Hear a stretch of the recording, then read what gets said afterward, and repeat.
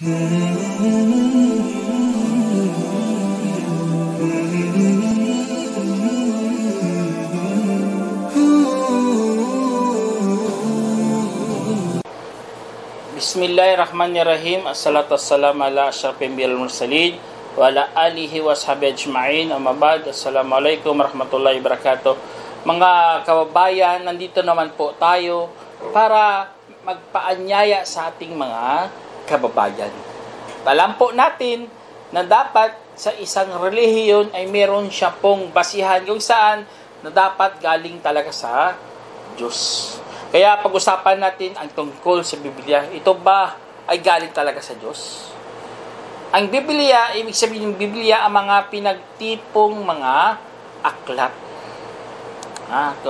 Kaya po kung iisipin po natin, nagkaroon po ng maraming aklat sa loob mismo ng aklat na tinatawag nating Bible. Kaya mayroong tinatawag na bagong tipan, mayroong ding lumang tipan. At pinag-isa nila sa isang aklat. At alam po natin ang mga propeta ay pinagkalooban po ng mga aklat at batas na kanilang sinusunod. Bawat isa yan. Kaya paano mo inipon ang mga aklat sa isang aklat lang na tinatawag na Biblia na wala namang basbas kay Kristo o sa huling propeta? Kasi nga, hindi po dapat ganun ang gagawin. Kasi nga dapat susunod ka talaga sa propeta kung anong batas na ipinagkaloob sa kanya ng Diyos para hindi magkagulo.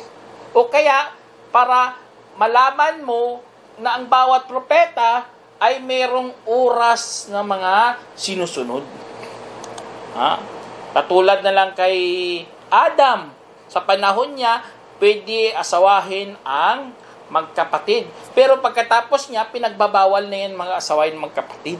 Kaya po, dapat maunawaan po natin yan. At ang Biblia, mga kababayan, 1400 BC, yun ang nakasulat na unang sinulat ang salita ng Diyos.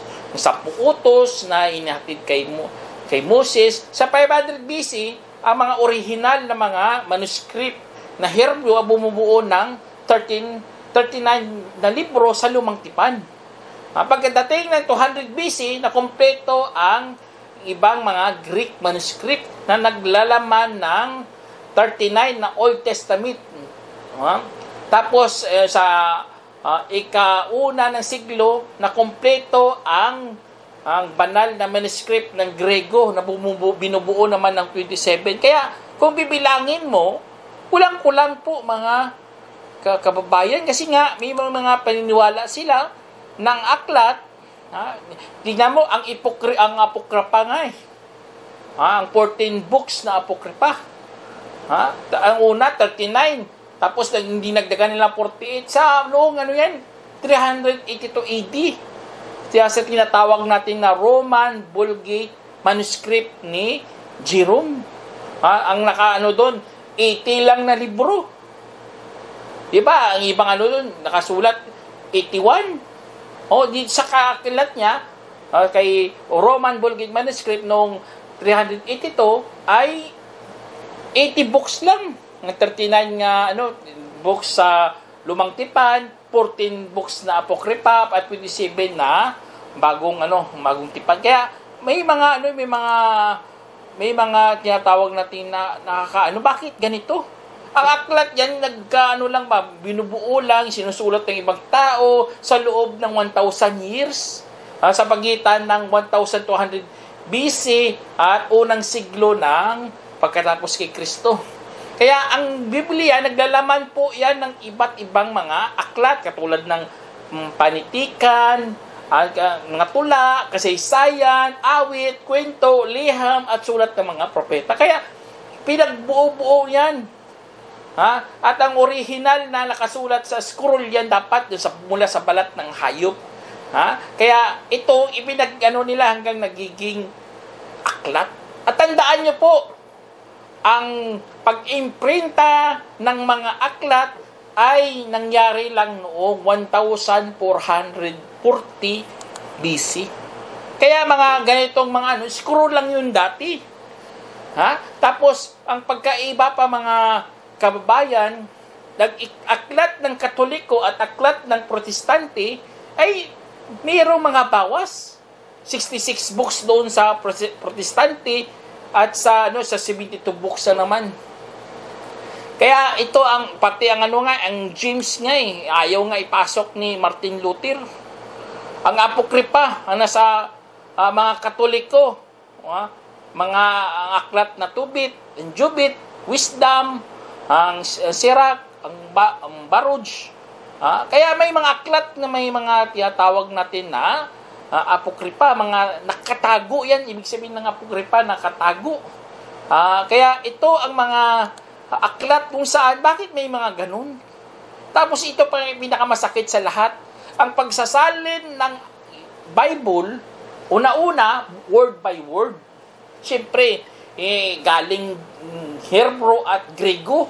Kaya dati din sinasalin nila word by word. Iniba na naman nila thought by thought. Tapos, nag-iba na naman nila, ginawa nilang paraphrase. Kaya tuloy, nagkagulo-gulo ang mga ang translator. Tapos, iba-iba na po ang sinasabi sa ibang mga version ng aklat na Bible. Kaya, ang original, lalong lumalayo hanggang nawala po ang original. Aminado yan sila na wala ng original ang Biblia. Kasi nga, pag-translate lang, word by word, tapos thought by thought, tapos paraphrase, kaya tuloy, na ang Biblia. At tandaan nyo, ang Biblia, mga kababayan, nabubuo po yan ng 66 books. Ang iba, 73 books. Ang iba, 81 books. Pero kung maghukay ka pa ng hukay, mas malupit pa. Marami kang matutuklasan. Kasi may mga aklat, katulad sa Version Bible, na 61 books lang yan. Sa Protestante, 66 books. Sa Coptic Bible, 75 books. Sa Roman Catholic Bible, 73 books. Sa Charismatic Bible, 76. Sa Ethiopic Bible, 81 books. Sa Greek Orthodox Bible, 78. Sa Orthodox Bible, 86. Kaya, saan ba talagang tama dyan? Bakit ganun ang nangyari sa loob ng Bible? Na dumadami ang kaya lalong lumalayo ang Biblia sa original na aklat. Tapos ito pa pinakamasakit sa lahat. Ang simbahang Katoliko ay umaangkin na hindi nagkakamali. Tingnan nyo, hindi sila nagkakamali sa kanilang mga dogma. Basta pinagkasunduan na yan ng mga pari, ang dogma, hindi na sila nagkakamali. Yan na nakakatakot. Yung tinatawag natin na infallibility. Kaya ito ang yung mga nakakatakot kasi nga, wala raw silang mali. Kaya ang Apokripa ng hidden books, hindi raw yan mali. Pero ang mga Protestante, minali nila yun ang Apokripa. Kaya saan ba talagang tama dyan? Aklat pa talaga yan ng Diyos. Na katulad na lang dito sa mga codex. Merong codex na Codex Vaticanus. Na lang siya sa kagitnaan to ng ika-4 na siglo. Ito ay pinakaluming umiiral na kopya sa Greek Bible. Kaya ito, meron yan. Tapos, ang na yan, naglalaman na aklat ng Karunungan, Sirach, Judith, Tobit, Liham, ni Jeremiah, gayon din, hindi ito naglalaman ng alinman sa mga Makabi. Tingnan nyo, walang Makabi na aklat sa Apokripa. Sa Codex sa Natayos, dito naman, hindi naglalaman ng ika-2 ng Makabis o Baruch. Sa Codex Alexandrius, may mga kulang din, dinalalaman ng Baruch. Kaya saan dito ang tamang na codex? Ito, pinagmamalaki nila. Na mga aklat na ito ay mga lumang codex. Kaya bakit may kulang-kulang po ito mga kababayan. Kaya maano mo talaga na wala na talaga sa original na anyo. Pati si Martin Luther nga ayaw niya ipasok ang Hebrew sa Bible. Ayaw niya, pati James ayaw niya, Kasi nga siya, dati paring Katoliko po to siya nagprotesta kasi nga gusto niya mag-asawa, hindi naman siya papasawahin ng simbahan Katoliko. Kaya tinaboy siya. At doon nagtayo siya ng kanyang sekta. Kaya paiba-iba ang nakasulat sa Biblia. Ito pa yung pinakamasakit. Ang 5,800 na mga manuscript sa Greek o mga kompleto o minsan pira-pirasong Greek manuscript ay nakasulat na hindi sila magkatugma sa bawat isa. Kaya ito nakakatakot to. Pati nga sa Lucas, si Lucas, tingnan nyo, kung mabasahin nyo, sa 1:3, ay minagaling ko naman pagkasiyasat na lubos ng pangyayari ng lahat ng mga bagay mula sa una na isinulat ng inyong sunod-sunod at kagalang-galang na Etiopilo. Tingnan nyo, nag-research lang pala si Lucas. Tapos ang research paper rin, naging gospel na kaagad. Ito nakakatakot. Saan palang gospel ni Kristo? Research paper to ni Lucas Nagsiyasat lang siyang po. Kaya anong nangyari? Tapos ito pa sakit sa lahat. Si Pablo din nagsulat.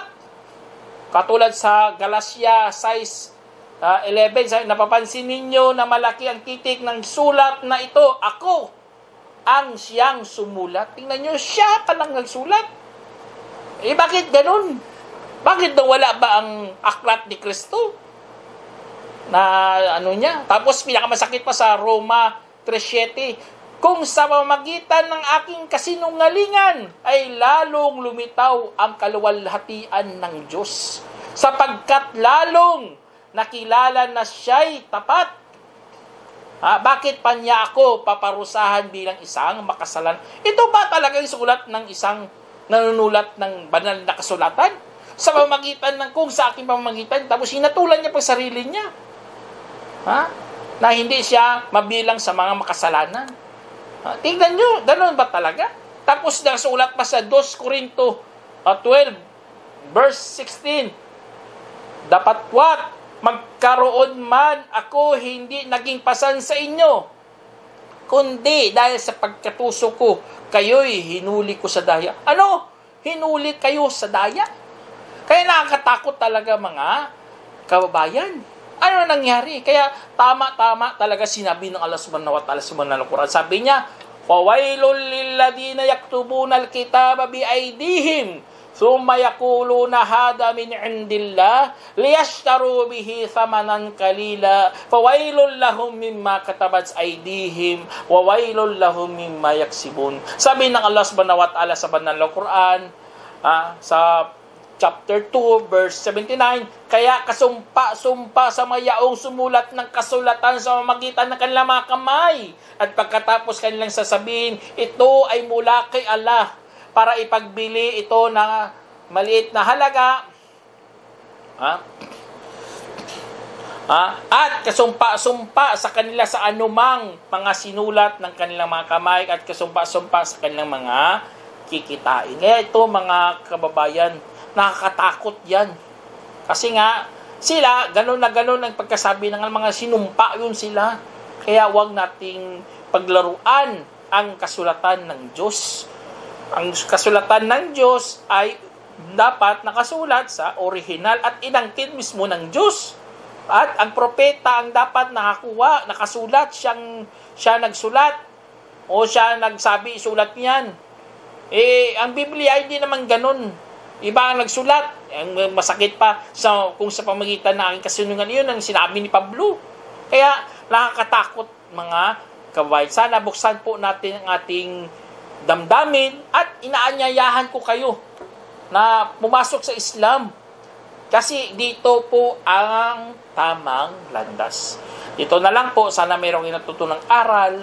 Assalamualaikum warahmatullahi wabarakatuh.